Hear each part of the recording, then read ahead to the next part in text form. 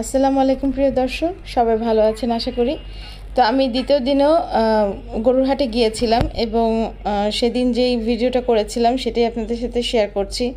এই যে গরুর হাটে যাওয়ার পরে প্রচুর হাঁটতে হয়েছে, প্রায় মানে আমি কি বলবো, সেই আমাদের বাসার ব্যাটালিয়ন থেকে শুরু করে পুরা 14 নাম্বার ব্যাটালিয়ন কচু ক্ষেতের ভিতরে পুরাটাই হাট বসেছিল। কিন্তু সেদিন যেই হতাশটা হয়েছিলাম সেটা হচ্ছে এই যে কচু ক্ষেতের সামনের জায়গাটা, মানে আনন্দ রোডের সামনে যে জায়গাটা, সেদিন এখানে যেটা হতাশ হওয়ার ব্যাপারটা ছিল সেটা হচ্ছে যে গরু খুবই কম ছিল। দুপুরের দিকে সম্ভবত বেশি বিক্রি হয়ে গেছে। তো আমরা আশা করেই গিয়েছিলাম যে অনেক গরু থাকবে, কারণ আমরা সেদিন রাত্রেবেলা গত দিন রাত্রেবেলা যখন এসেছিলাম তখন অনেক গরু দেখে এসেছিলাম, যে এখনও আসছে আবার আছে, কিন্তু প্রচুর গরু মানে কি বলবো বিক্রি হয়ে গেছে বলে আমরা পরে যাওয়ার পরে দেখলাম যে এখানে রাস্তা পুরোই ফাঁকা। তারপরে যাই হোক, শেষমেশ কচু ক্ষেতের ভিতরে অনেক হাঁটাহাঁটি করার পরে একটা গরু আমাদের মোটামুটি পছন্দ হলো, সেটাই দরদাম করে আমরা কিনে ফেললাম। তো আলহামদুলিল্লাহ আমাদের গরু কেনা হয়ে গেছে। এই যে সাদা কালো গরুটা, এই যে দেখতে পাচ্ছেন। তো এটাই তখনও দরদাম চলছিল, তখনও আমার হাজব্যান্ড এবং আমার দেবররা দরদাম করছিল। তো আমি সাইডে দাঁড়িয়ে এটার ভিডিওটা নিচ্ছিলাম, যেটাই মনে হয়ে যাবে। তো এটা দরদাম করে যাই হোক এটা কেনা হয়ে গেল আমাদের গরুটা। গরুর দাম আসলে প্রচুর যাচ্ছিল।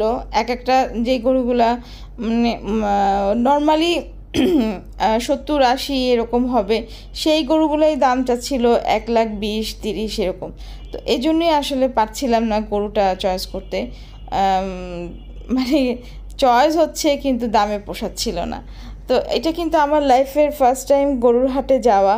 আমি কখনোই গরুর হাটে যাইনি এবং গরুর হাটের সাথে আমার কোনো পরিচয়ের পর্ব নেই।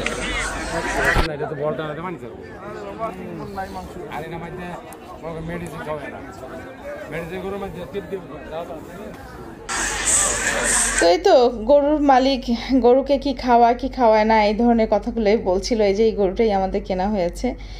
তো আমিও পাশে দাঁড়িয়ে থেকে কথাগুলো শুনছিলাম, ভিডিও করছিলাম। আর এখানে না আসলে দাঁড়িয়ে থাকা যায় না, কারণ হচ্ছে যে একদিক থেকে গরু একটা দৌড় দেয়, ওদিক থেকে গোতা দিতে চায়, মানে কি যে বিচ্ছিরি অবস্থা। তারপরেও কিন্তু আমার লাইফে ফার্স্ট টাইম যে আমি এক্সপিরিয়েন্সটা নিতে চেয়েছি, ব্লগের মাধ্যমে লাইভের মাধ্যমে আপনাদের সাথে শেয়ার করতে চেয়েছি, সেটা আমি করতে পেরেছি বলে আমি আলহামদুলিল্লাহ আমি সফল হয়েছি। আমি মনে করছি আমি সফল হয়েছি, কারণ আমি কোনো দিনই গরুর হাটে যাইনি, কোনো দিনই আমার এই ধরনের এক্সপিরিয়েন্স ছিল না। তো আমি চেষ্টা করেছি আপনাদের সাথে এই জিনিসটা ভাগ করে নেওয়া, যে আপনারা যারা দূরে আছেন, মানে দেশের বাইরে যারা আছেন, যারা এই ধরনের জিনিসগুলোকে মিস করেন, তাদের সাথেই আপনাদের এই জিনিসটা আমি ভাগ করতে চেয়েছিলাম। আর এখানে দরদাম করা শেষ, এখন টাকা দেওয়া হচ্ছে। টাকা দেওয়ার পরে এটা হাসিল ঘরে যাবে, হাসিল ঘরে যাওয়ার পরে এটার হাসিল দিয়ে এটাকে নিয়ে যাওয়া হবে। এবং লিটারেলি এবার আমি ওরা সবাই আমাকে বলেছিল যে রিক্সা নিয়ে বাসায় চলে যাওয়ার জন্য, কিন্তু আমার মনে হয়েছে আমি যখন গরুর হাট পর্যন্ত এত দূর হেঁটে গিয়েছি, এতক্ষণ থেকেছি, প্রায় 4 ঘন্টার মতন, যখন আমি থাকতে পারলাম, তাহলে এখন আমি ওদের সাথে ওদের মতন করেই গরু নিয়ে বাসায় পর্যন্ত যাব। এবং মজার কথা হচ্ছে গরু কখনো দৌড় দেয় ওরাও দৌড়ায়, এবং গরু কখনো হাঁটতে চায় না, তখন মানে গরুকে পুশ করা হয় যে হাঁটো হাঁটো হাঁটো এরকম করে। তো আমিও ঠিক সেরকম দৌড়াতে দৌড়াতে ওদের ছেলে মানুষের হাঁটার স্পিড অনেক বেশি, আমি তাদের সাথে তাল মিলিয়ে আমিও দৌড়াচ্ছি, কখনো হাঁটছি কখনো। তো যাই হোক, আমার লাইফের প্রথম যেই এক্সপিরিয়েন্সটা আপনাদের সাথে শেয়ার করলাম, আপনাদের কাছে কেমন লেগেছে আমি কিন্তু কমেন্টের মাধ্যমে জানতে চাই। যে পরবর্তীতে আমি এত বেশি টায়ার্ড হয়ে গিয়েছিলাম, আমার হাজব্যান্ডকে বললাম যে ব্যাগটা তুমি নাও, আমি আর পারছি না। তা আমি নর্মালি ছোট ছোট কিছু কিছু ক্লিপ নিয়েছি, একদম পুরোটাই ভিডিও করতে পারিনি। খুব অস্থির একটা টাইম যাচ্ছিলো, যে আমাদের বাসার সামনেই চলে আসছে, একদম এখন বাসার ভিতরে ঢুকবে, তারপরে আমার বাচ্চারা আসবে, ওদের কথা শুনে আপনাদের কাছ থেকে আমি বিদায় নিচ্ছি।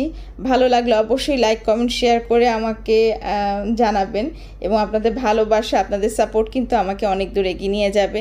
আমি চাই আপনাদের ভালোবাসা পেয়ে যেন আমি সামনের দিকে আরও স্বতঃস্ফূর্তভাবে এগোতে পারি।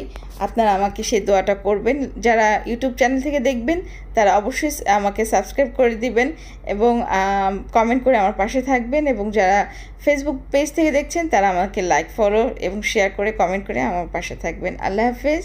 দেখতে থাকেন পরবর্তী অংশগুলো কি হচ্ছে, কারণ বাচ্চারা যখন আসবে তখন ওরা খুব একটা হই হুল্লোড় হবে, চিলাচিলি হবে। আমি ওই ক্লিপটাই আপনাদের সাথে শেয়ার করছি, এবং আপনারা দেখেন আমার বাচ্চারা কতটা আনন্দ পেয়েছে। খুবই খুবই খুশি হয়েছে ওরা গরুটা দেখার পরে। আমার এই যে গরুটা আসলে একটু পাগলা টাইপের ছিল, খুবই মানে লাফালাফি, পা ঝাঁকাঝাঁকি, লাথি দেওয়া এই টাইপের একটা গরু ছিল। কিন্তু কোরবানির সময় আমি আর ভিডিও করিনি, কারণ ওই সময় আমি আর নিচে নামি নাই। এর বেশিরভাগটা আর আমার ভিডিও হয়নি। আলা বাসছে, আলা বাসছে।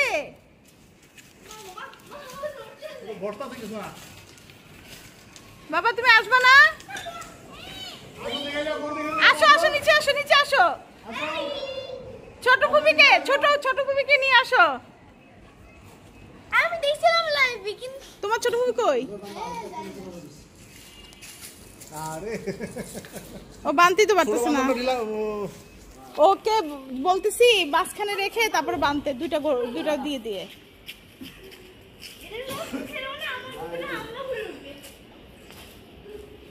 আসে আসে আসে আসে আসেন, আসেন, আমাকে ধরেন, ধরেন, আসেন, এইখানে আসেন। দেখ ও বান্দা, ও বান্দা তো, ও বান্দা আবার যায় না। হ্যাঁ এটাই বলতেছিলাম।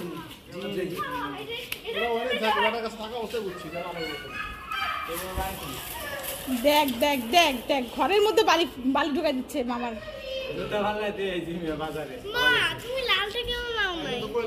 হলো না তোমার দামে?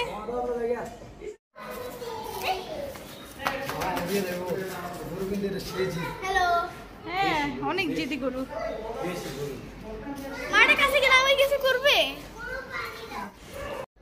তো গরুটা আমাদের বাসার নিচেই বাঁধা হয়েছিল, আর আমার বাচ্চা খুবই ভয় পাচ্ছিল। ছোটটা কাছেই আসে নাই, সে আসে আবার চলে যায়। যে দেখতেই পাচ্ছেন আসে আবার চলে যায়, ওর বড় ফুপির পিছনে দাঁড়িয়ে আছে। তো কেমন লাগলো ভিডিওটা অবশ্যই কিন্তু কমেন্ট করে জানাবেন। আমি চেষ্টা করেছি ভালোভাবে আপনাদেরকে দেখানোর, কতটুকু পেরেছি আমি জানি না, তবে আমি আপ্রাণ চেষ্টা করেছি। আপনাদের কমেন্টের মাধ্যমে আমি জানতে পারবো আপনাদের কেমন লাগলো। সবাই ভালো থাকবেন, সুস্থ থাকবেন। সবাইকে ঈদ মোবারক। আল্লাহ হাফেজ।